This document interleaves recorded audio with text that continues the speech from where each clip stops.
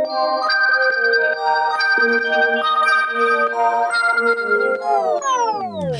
everybody, welcome to After the Movies. I'm so glad that you're here with us today. I'm joined by my friends Gene, Billy, and Mandy, and today is a final installment for us because we've just wrapped up our At the Movie series. Can't believe it. My favorite film, and that's Top Gun Maverick. I like that. Yeah, I'm so excited that we got to do this as a church and go through these movies and through the series. So excited to continue a conversation with you guys today. So for all of you, I'm going to share a little description of the movie just to make sure you're all up to speed on what's happened. You guys all watched the movie, right? Oh, yeah. Yep. Okay, that's a good start. You seen the original one? Oh, Yes. yeah. Okay. Greatest movie of all time. Yeah, that was like the VHS at my grandparents' place. I used to watch like every single week. So. No. All right, let me share the description with y'all. So, Top Gun Maverick, it's the sequel to the 1986 classic. It's set in present day today, and it follows the return of Pete Maverick Mitchell, who now serves as a flight instructor at the Top Gun Naval Fighter Weapons School. So he has sort of a reckless and daring approach to flying, which contrasts with this new generation of pilots, which eventually leads to conflict and personal growth as he mentors Bradley Bradshaw, the son of his best friend, Nick Goose Bradshaw. So you got to see the original Top Gun to get that reference. Without getting too descriptive about the epic aviation and fighter jet scenes, which obviously are the highlight of that film, Maverick eventually has to confront his past and navigate through the pressures of the military and the relationships in the movie. And so throughout the story, we find themes of legacy, sacrifice, and then just the enduring spirit of these incredible pilots. Does that sum it up? Yes. Yeah. Sounds Nice. Alrighty. So, standout parts of the movie. What stood out to you guys in the stories? Maverick sneaking out the bedroom window. All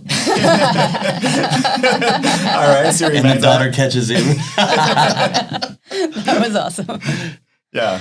Anything else? I like when the team was playing, were they playing football on the beach? Yeah. And Yeah. Maverick Superior was like a curmudgeon. We didn't appreciate the moment, but they were team building and gelling, and maybe because the beach looked really good. Yeah. It was really fun. It did. I really enjoyed the moment with Iceman. Thought that was a pivotal moment in the movie. But also near the end, when he crash lands and he's kind of rescued and he gets mad at him and he's yelling at him for rescuing him. There's something in that exchange that is just significant to me. But Yeah. That's good. Yeah. Something I was noticing as I was reviewing like the story of this movie and then the old movie and then kind of the themes. Part that I found really kind of funny or ironic in the writing of the story was Pete Mitchell is like the old fighter pilot, but he's the rebellious one that's teaching the kids to like actually like be more aggressive. Which is not what you would expect in the story. right. But he's the older guy kind of teaching the kids. Isn't it weird, like, how that movie, like, they were so, like, they did such a good job of, like, painting the scene of them coming out of that mountain, like, coming out to the top of the mountain. Oh, yeah. I feel like I could Yeah. feel, like, the G-forces in it. Oh, yeah. It was weird. I was on the couch Will you like do this. that? No, not even breathing. Yeah, man, it's wild. intense. He Yeah. checked. Dang it, how am I going to get out of here? Wait, I'm not Maverick. Your wife pauses the movie. Okay. Pastor Mannequin Preacher Message Sunday. I didn't even get paid for the movie. Man. So this story picks up, I didn't realize it was this long, but 30 years almost after the last one. Wow. Yeah. Whoa. Tom Cruise looks good. We're old. 30 years. Yeah, that's what you just said that. I was like, oh, Lord. Yeah. Yeah. I'm curious your thoughts on this. Has the character Pete Mitchell has he changed as a character since the last movie? Has he grown? Like, has his personality or motivations or his values changed at all since then? I don't know. I thought it was kind of similar. Yeah. I did think it was interesting how they started it with him alone in the hangar, and it just paints this picture of him isolated by himself. And there was a sense of sadness to that, Yeah. even though he was still like that opening scene of him pushing that barrier was classic Yeah. Yeah. Maverick. But at the same time, there was a sense of like, he can do all that, but he's alone. He's by himself. And so it felt like he hadn't grown relationally, even if he was still just as skilled, Yeah. you know. Mm. Also had a lot more life, Mhm. a lot more life that he experienced, pain and Yeah. a whole different story after when we first met him in his first movie and where he is today. And I think alone and all of that, Yeah. the journey of his story. Yeah. He seemed just as reckless in his Yeah. profession, whatever you want to call that, but also as more closed up. Like I watched the first one and there's a lot more carefree, carelessness, maybe even relationally and how he engaged with people. He seemed a lot more like closed up. And Yeah. Yeah, I was thinking about this too. There's the part that is not seen in the movie but is talked about is how he prevented Rooster from getting admitted, I think, Yes. into the Yeah. academy. Yes. Uh-huh. Yeah. And I'm like, I don't think that's something the old No. Maverick would have done. Like he Right. would have been 100% like, yeah, let loose. Yep. Yeah, Yeah. Right, push to the limits. Yep. And that was like a moment where he was actually I was watching a clip. I think it just showed up on my Facebook feed, I think yesterday, of the original Top Gun, where Iceman is talking with him in the locker room and says, you know what I don't like about you? Is you're too dangerous. Yeah. Like, that's right. Yeah. You let loose, like you don't have anything. And here he's the one actually pulling the safety on Rooster Yep. in a scene we don't see happening, but he's the one doing that. It's true. Yeah. I know. Yeah. Is next question I had was actually kind of related to this, because obviously what's happened in his past for Maverick is that he lost his best friend, right, Goose, in a crash, and he died. And Goose is Rooster's father. This is a weird sentence to say out loud, out of context. But that event shaped him, right? Like in a big way, as a person. Have you guys had an experience like that in your life where something's happened in your past that is like, that I just can't get over this? Like it sticks with me.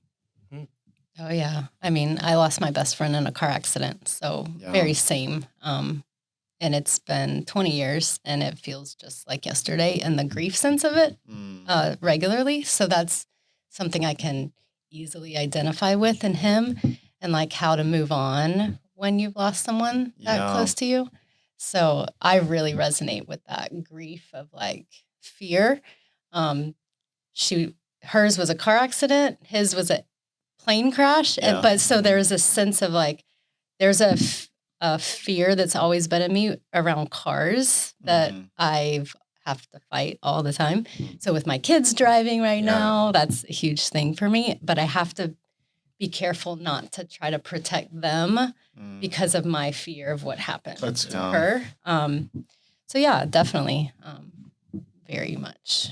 I feel that. Yeah, I think just in general, being 46 years old, now starting to see people that's been in your life forever, pass away. I think when you're younger, you think you can get over it, or you probably can emotionally because you're young. But now at this age, you're just like the memories, the relationships, you don't get over them. You're just trying to navigate now. You're in a season, like I'm in a season where you lose your grandparents, your parents are getting older. A lot of people that you grew up with or kind of help you grow up and watch, me and my siblings are passing. And I don't know in the season that you get over it, you just learn how to maneuver through the grief. Yep. And it comes in waves, I think. Yep. Yeah. It's good. Not good, but it's good. You know what I mean? Yeah. My grandpa passed away last year, and he was kind of like a Maverick kind of guy, like old military guy. And like I just thought he would, for some reason, I thought like he would never die, and he just passed away in his sleep one night. I think like one of the things that like have stuck with me, one of my like most of my life is his son, which it would be my uncle. Yeah. And he's like almost my age. Like he had a son at an old age too. He was a maverick. Yeah, he was. And so he's like 5 years older than me. And when we were kids, we were riding like 4-wheeler or ATVs, I think they call it out here. We were riding 4-wheelers like through the woods in Florida, and we were messing around. And he fell off his bike, like he was standing up surfing on the seat, and he fell off and like, well, I'm kind of far away from here. He fell off and like it cracked his skull from his brain to his jawbone on both sides, had brain damage and stuff. Oh my God. And ever since then, like I've just been like super scared to do anything that like I'm like over analyzing. Is this gonna get me hurt? You know what I mean? Like different things. I don't know. It's like one instant when I was like 15 years old shaped my whole life of how I process everything. And now I'm like, I get like I don't like heights. I don't like anything if I think I can get hurt from it. Wow. It's wild. Wow. Yeah, that's crazy. Yeah. I had I mean, this is a little silly on my end, like a little bit less serious, but when I was a kid, I used to play with spiders. Like literally, I could find the what do you call them? The daddy long legs? Yeah. Right. And play with them in my hands and all that. Why are they called daddy long legs? I don't know. Who knows? They're daddy and their long legs. I'm playing. I don't know. But I used to play with them. And then a couple nights, I had these like horrible dreams about spiders. And then I had like paralyzing fear. Wow. Really? So not even an event based on a reality. Wow. Or anything that I had seen. It was like all in my mind and created this paralyzing fear. I'm like better now. I'm the one killing the spiders in my house. But man, I do not want to be anywhere close. Like it literally something created in my own mind that created this like phobia. Man. Yeah. Well, they call it arachnophobia. Yeah. It's a real thing. Yeah. Yeah. At least it's not too. Do you weird. have it? I don't think so. But I just watch like out. it creeps me out. Okay. I'm not looking. 8-legged free. In your message, Mandy, you talked about the questions of like, or in the story of Maverick, and this will apply for us as well. He had to do two things. He had to let go of his pride, and then he had to let go of his past. Because that's what he needed in order to be able to like move on. Like, and that's what eventually allowed Rooster to be part of the team, right? And do the thing. So letting go of pride, letting go of your past. How do we do that? Like how? That's a great question. You taught the message on it.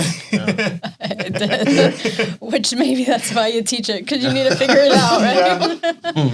Well, I mean, just processing what I watched him have to go through. And there is that moment where he is rescued by Rooster in that crash landing. And just watching him get mad at him, he was angry for rescuing him. Like, I'm the one that should be rescuing you. You're not allowed to rescue me. Just the humility, like to me, that was the moment where his pride was revealed. Like, I'm angry at you for trying to save me. Wow. Yeah. And I just thought, how many of us do that? Like, we're like that's what he was known for, was being the best fighter pilot. So the best fighter pilot can't be rescued. If you are, that means you're weak, right?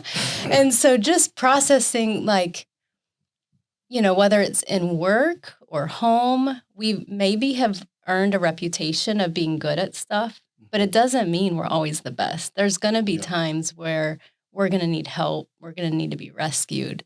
Are we willing to let people help us? Or are we going to keep pushing for being the best in those situations? And so sometimes, whatever realm we're in, like, are we walking in with humility and like, I have to kill it? Or is it like, because, scripture says if we don't humble ourselves, life will humble us, or God will humble us, and I don't want that to happen. But, so just processing that for me in my own work and stuff, it's like, I could feel great about something I've done one week, but maybe the next week I need to go and ask questions or, just have intentional posture of humility. Yeah, I think it can look different for a lot of us and where we are, but maybe just that mindset of not coming in and always have to rescue everyone, be the hero. Yeah. So. I think the two are different in the way they approach, like letting go of pride and letting go of your past. Mm-hmm. I don't know if you can let go of your pride by your own doing. No. Yeah. I think there probably needs to be like some sort of intervention that breaks your pride. Yeah. Like what happened Yes. to Pete. Yeah. Good answer, Billy. I also think, though, there has to be in that process, however, you become aware of pride, there is this personal awareness, though. Yeah. Like there has to be a moment where someone says, whether it's the circumstances or someone confronts them, I see that issue. Mm-hmm. Because a lot of times when you're dealing with pride, an individual doesn't see that as an issue. Right. And no matter how broken you become, I've seen people who have their pride has led them through some horrible experiences in life, and they still don't see it. They don't. Yeah. They still do not see that it's their issue. Yeah. And I looked at it like I seen it like as a place like where, like if I reflect it to our lives, not Maverick and Rooster, like Maverick obviously had like this, he felt this responsibility for Rooster because of who his dad was and stuff. And like, how many times have we missed out on opportunities to be blessed by somebody because we feel like we have we have a responsibility for that person. Yeah. Like to where it robs us of them blessing us. You know what I mean? Yeah. It's good. Yeah. Yeah.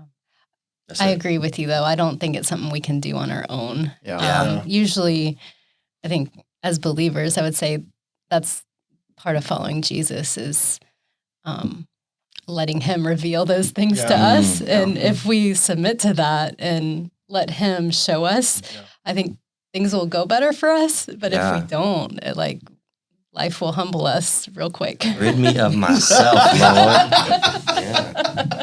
You'll see. What about our past, right? That's Yeah. pride we were talking about. What about overcoming or not overcoming, but moving on from go. past events? Yeah. Or finding healing from those things. Yeah, well, just to talk, like I am remembering where I talk about Peter and for him to move on from having denied Jesus and how did he move on as a disciple. And so that's kind of when I was thinking of that, I was like, the Peter that we read about in 1st and 2nd Peter in Scripture is not the same Peter who we see in many of the Gospels, right? It's like a completely different guy almost. And so I was just processing, how did he let go of that? Like if you were in that position of denying Jesus. I would be so different things. insecure. Oh my goodness. Especially after Jesus confronts you afterwards about it. Like, I'm sorry, Jesus. Even after the fact, imagine 5 years later and hearing a rooster crow every morning. Oh my goodness. Yeah. You know what I mean? Dude. You're just reminded, dang. You were a failure. Every day. Yeah. Before the sun comes up. And maybe he did. Maybe he did. Maybe he did. So there was some Maybe that was intervention that had to happen. A daily, Dude. Yeah. daily reminder. Yeah. You don't have what it takes in yourself, right? But he couldn't do that without forgiveness, Right, right? Like, not just the forgiveness that Jesus was extending to him, but self-forgiveness. Yeah. Oh, yeah. I think that's huge when it comes to being able to walk free of your past or leave it behind, so to speak, is there has to be an experience of forgiveness. And a lot of times it's not God trying to say he forgives us, but ourselves saying we receive his forgiveness and we forgive ourselves or even those who may have hurt us. Yeah. Which is really what Maverick had to do to move on is because he felt responsible for what happened to Goose. And so for him to really move on, he had to forgive. Like even, I mean, it was obvious too, he wasn't at fault. So they kept saying that in the movie. Like all the, reports or whatever, you're clear, but you still hold on to it. Yeah. Like, I was right there. Like, maybe if I push the button or whatever, he was processing, you still feel responsible. So for him to let go of that is forgiving himself and then not getting in Rooster's way Yeah. so that he could Yeah. Yeah, fly, so an to speak. aspect of it is what you were mentioning, which was getting the roles reversed. Yes. Right? Yeah. Yeah. Where Rooster becomes the hero Yes. of the story. Yep. And that has to have an impact on his pride, Yes. right? Yep. Is that something that happens for us today? And today, like you were mentioning that as well earlier. Is there examples of that in like day-to-day life for us? Where like we're needing to have roles reversed to be able to receive? I'm going to go out on a limb and say I have a feeling that parenting could be a way that this might happen for all of us, because not that I'm there yet, but I have teenagers that are on the cusp of adulthood. Some of them are adults. And so there's this feeling as a parent of like holding them back until you feel like they're ready. But we have to be able to trust God with them, their decisions, and trust that like it's not up to us that they succeed, really. And so there's a lot of pride in that, you know, when you think back to like all your plans for them as a, you know, growing up.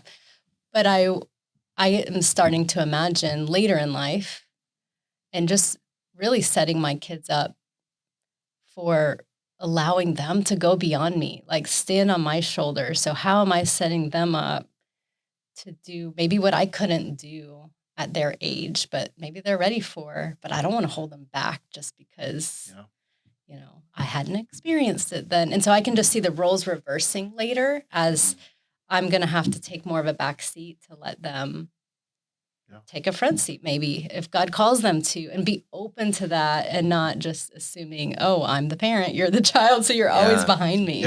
Like, what if God puts them in front of something I'm doing? I feel like I need to be open to that possibility so that God doesn't humble me in a different way. Have you guys experienced that yourself with your own parents? That's a good question. Like, have you taken that role? That's a good question. I don't know. None of us want to say it. If my parents are watching, no, not at all. You the best, Mom. But back to us. I noticed, like, since my wife and I, we had a kid last year, 8 months old now, and he runs your life, and he runs it. Yeah, he runs the show. But like, there's moment like I love that kid. We prayed for him for 5-6 years. And it finally came, and now he's getting to the age where he crawls around and goes places and does stuff and then cries, like he feels all these emotions. And it requires grace. Like, I love that kid like more than anything in the world other than my wife. And I'm like, and it's been teaching my heart like how to give grace to people. Like I'm pretty easy to forgive. Like I get really mad and I can get over it really fast. Not an issue to forgive people. But like with him, I'm constantly reminded, like the parable in the Bible where Jesus tells he goes, you forgive much, you love much because you've been forgiven of much. And like, I love you so much because like, I realize how much I've been forgiven of things. And these little things that you do that are innocent, like, just grace be upon you, because it's nothing, you know what I mean? To compared to what God has forgiven me of. And it allows me to love deeper. And that's just something that sparked me when you were talking about kids. So I'll see how the next 17 years and 4 months goes in this journey.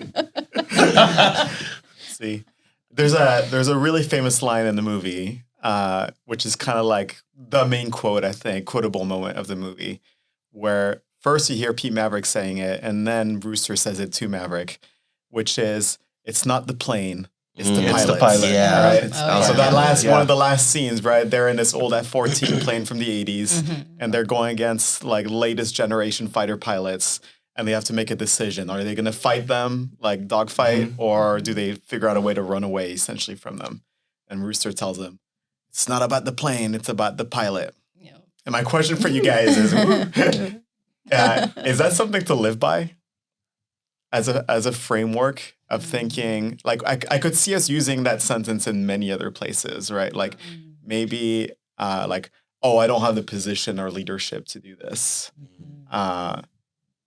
But maybe it's not about the position, but it's about the character and the person behind it, or whatever else, right?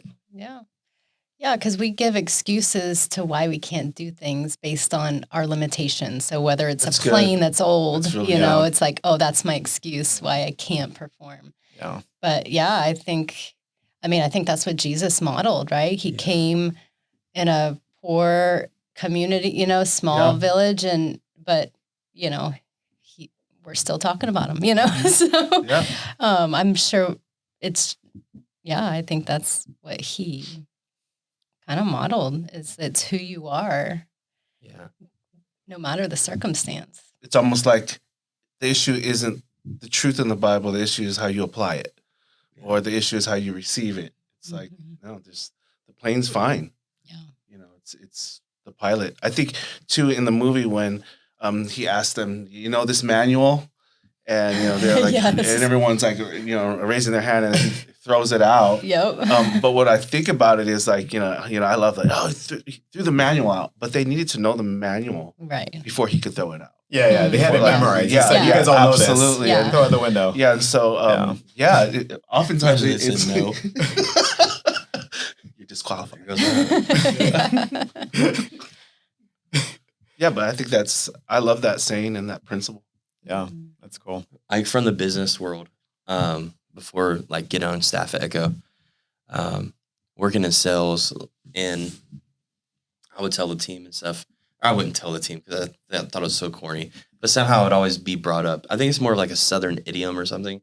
It's not the dog in the fight, but the fight in the dog. Oh yeah. And, but like you say that stuff to kind of pump people up sometimes. Like, bro, like, yeah, you do suck right now. But like, it's not like it's not a matter of like you're just in a rut, and like it's not a matter of your circumstances. It's about like the grit that's inside of you. Like, are you gonna let life beat you up, or are you gonna beat life up? And like I think we can get in circumstances or situations and stuff in our life where we're like, we have a decision to make. Like, I'm gonna let this beat me, or I'm gonna figure out a way to like put my heels in the ground. You know, I'm gonna put my heels in the ground, and I'm gonna whoop this thing. Yeah, I'm gonna figure it out. Yeah, dude. I'm gonna take initiative to try to figure this out. Yeah. I'm not gonna take the easy way out. Like I'm not gonna have this be something that I look back over and go, man, I wonder what would have happened if I'd have pushed through, or if I wouldn't, like with grief or something, if I would have went and got counseling and stuck it out instead of like just having this dark cloud over me for the rest of my, you know what I mean? Yeah. That's good. Fight it, baby. Rubber. Yeah. Get in the fight. Yeah. Roo. We're gonna call Billy Bulldog Honecker. Is that your call sign? I can't wait to reveal it to you. Well, since we're here and we're wrapping up right now, I sent you guys all a link for a call sign generator so we can wrap this up together. All right. So I want to know, what's you guys' call sign? What'd you guys get? I got Mandy, Hurricane, Santos. Hurricane Mandy. What about you, Billy?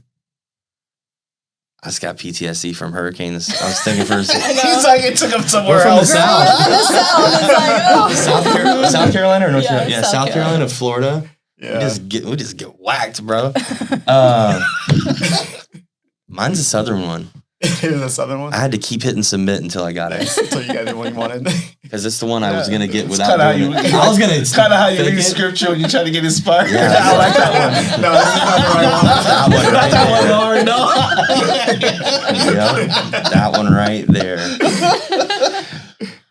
Billy Gator Honecker. Gator! Come on! Gator! That's not just Southern, that's Florida. That's Yeah. Florida. That's Jacksonville. That's Gainesville. Gainesville, sorry. No, we Sorry. ain't Duval, no So, sir. Superior. I was a fan. Steve Spurrier, sorry for those That's words. right. Gene. Steve Spurrier, Gene ball coach. Steele Kyocho. Nice. Woo. That's good. All right, and mine was Tim Falcon. Wow, That's a good one. that's a good one. I like that. Hurricane, Gator, Steel, Falcon. What's your ETA, Falcon? Yeah, it's pretty That's good. It's good. pretty legit. Yeah, I have to admit, my first one was Hurricane as well, so I just switched it. Well, I'll take it. I think it's limited. Well, Yeah. guys, thanks so much for talking with me, hanging out. That was really fun. And for everyone else, thanks for sticking around with us through this series for After the Movies and At the Movies. This wraps up our time with the podcast. We're going to relaunch it in a few weeks when we launch our Explore God series. So make sure you stick around for that on our YouTube channel. And then this coming up Sunday on August 13th is going to be our annual block party. Woo! So make sure you're joining us for that, as you can get your block party t-shirts. You gotta be here to get that. So make sure you show up at one of our local campuses in North San Jose, Sunnyvale, and Fremont. And you can check our website for the service times that are right there. And then we'll be back on our YouTube channel with our live online services right there as well. youtube.com/Echo.Church. And we hope that you can join us there too. So thanks so much for being a part of this. Thank you guys. Oh, thank you. And we'll see This you all is next Gator time. signing off. Bye guys.